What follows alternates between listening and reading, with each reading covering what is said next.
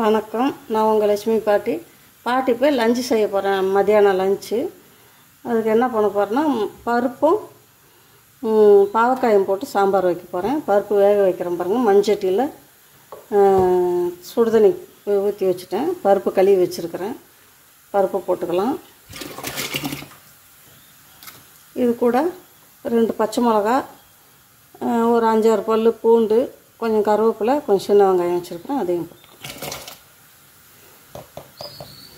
மஞ்சத்தூள் போட்டுக்கிறோம். கொஞ்சம் எண்ணெய் ஊற்றிடலாம். பொங்காமல் இருக்கணும். வேகட்டும். பருப்பு வேகட்டும். இங்கே பாத்திரத்தில் பானையில் பாட்டி தண்ணி வச்சுருக்கிறேன் சாதத்துக்கு.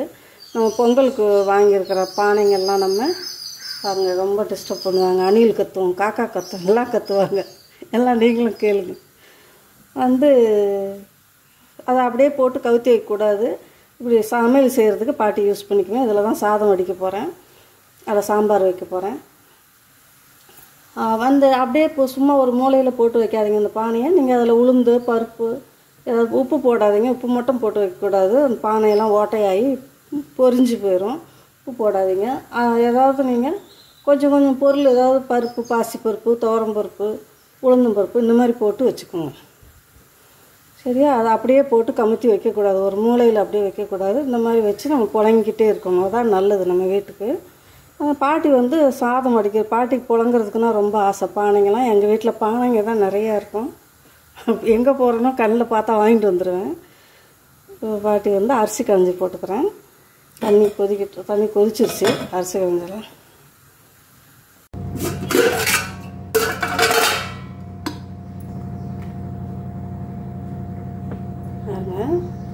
பருப்பு நல்லா மலர்ந்துருச்சு. மலர்ந்து வெந்து வரணும் இந்த மாதிரி.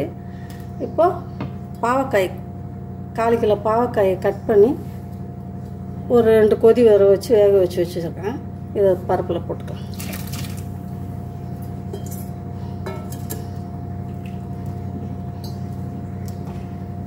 பாருங்கள், 2 தக்காளி பழம் கட் பண்ணி வச்சுருக்கிறேன்.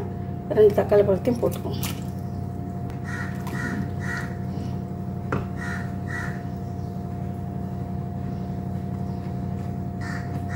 உப்பு போட்டுக்கலாம். சாம்பாருக்கு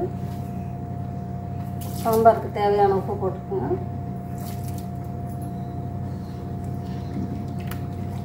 கொஞ்சம் நேரம் அப்படியே கொதிக்கட்டும்.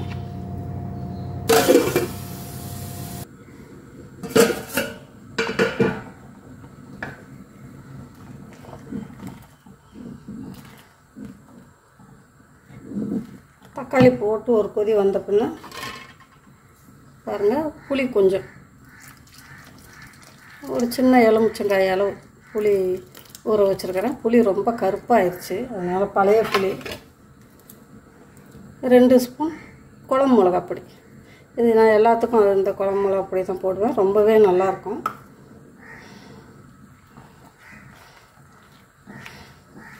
சாம்பாருக்கு, காரக்குழம்புக்கு ரொம்ப அருமையாக இருக்கும். பொரியலுக்கு கூட போடலாம், ரொம்ப நல்லாயிருக்கும். பொரியலுக்கு போட்டாலும்.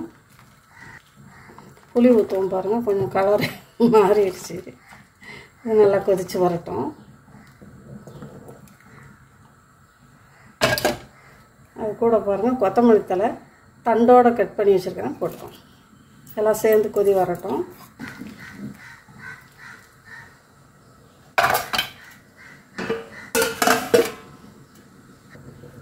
சாம்பார் பாருங்கள் நல்லா கொதிச்சிருச்சு. தாளித்து விட்டுறலாம்.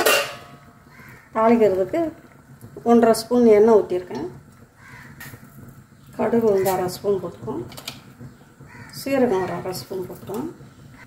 வெந்தயம் 1/4 ஸ்பூன் வெந்தயம் போடணும். நல்லா பொரியட்டும். 2 காஞ்ச மிளகா போட்டோம். ஒரு 5 சின்ன வெங்காயம் 2 கட் பண்ணி போட்டிருக்கிறேன். கொஞ்சம் கருவேப்பிலை,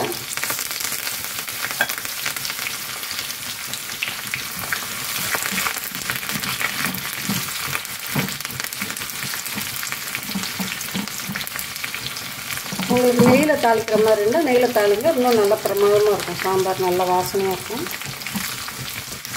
நான் கடலை நெய்யில் தான் தாளிக்கிறேன்.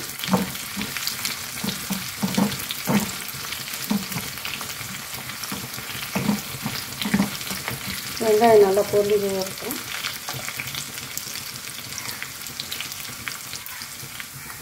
கால் டீஸ்பூன் வந்து பெருங்காயப்பொடி போட்டுக்கலாம். நீங்கள் கட்டி பெருங்காயம் இருந்தால் போட்டுக்கோங்க.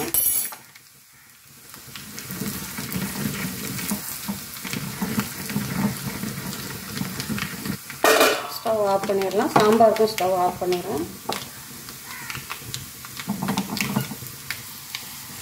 பார்த்திங்கன்னா தாளிப்பு இந்த அளவுக்கு ரெடி ஆகணும். அப்போ தான் ரொம்ப நல்லா வாசமாக இருக்கும் சாம்பார்.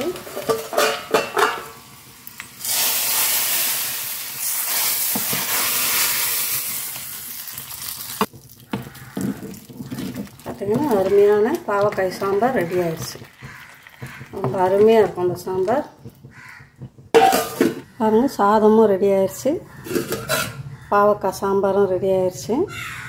இதுக்கு சைட் டிஷ் வந்து அது என்ன, பீட்ரூட் பொரியல் பண்ண போகிறேன். பாட்டி, இந்த சாம்பார் வீடியோ உங்களுக்கு பிடிச்சிருந்தாக்கா, இந்த பாவக்காய் சாம்பார் வீடியோ உங்களுக்கு பிடிச்சிருந்தா பாட்டிக்கு லைக் பண்ணுங்கள், ஷேர் பண்ணுங்கள், கமெண்ட் பண்ணுங்கள். பாட்டிக்கு மறக்காமல் சப்ஸ்கிரைப் பண்ணுங்கள். ரொம்ப ரொம்ப அருமையாக இருக்கும் இந்த சாம்பார். நீங்கள் ட்ரை பண்ணி பாருங்கள், ரொம்ப நல்லாயிருக்கும். இந்த பாவக்காய் சாம்பாரும் பானையில் சாதமும் உங்களுக்கு பிடிச்சிருந்தா பாட்டிக்கு லைக் பண்ணுங்கள், ஷேர் பண்ணுங்கள், கமெண்ட் பண்ணுங்கள். பாட்டிக்கு மறக்காமல் சப்ஸ்கிரைப் பண்ணுங்கள். தேங்க்யூ. பாட்டி பீட்ரூட் பொரியலையும் வீடியோ போடுறேன்.